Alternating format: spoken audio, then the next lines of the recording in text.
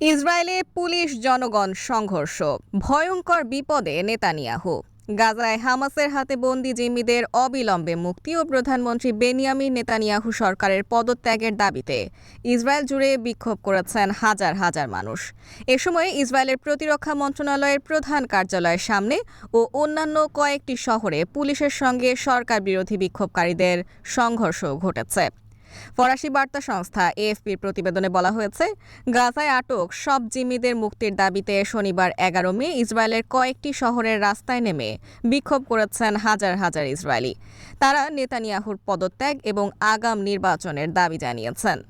Tel Aviv ছাড়াও Caesarea, রেহেভোত এবং Haifa সহ অন্যান্য শহরে এইসব সরকার বিরোধী বিক্ষোভে অংশ নিয়েছে গাজায় জিম্মিদের পরিবার। ইসরায়েলের মেমোরিয়াল ডে পালনের প্রস্তুতি নেওয়ার সময়ে এই বিক্ষোভ করে তারা।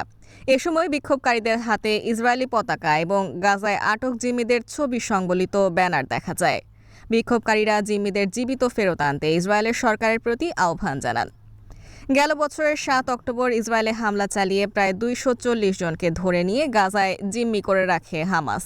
হামাসের আকস্মিক ওই হামলায় ইসরায়েলে ১,২০০ জনের বেশি নিহত হন। পরে ওই দিনই গাজা উপত্যকায় যুদ্ধ করে ইসরায়েলের প্রতিরক্ষা বাহিনী।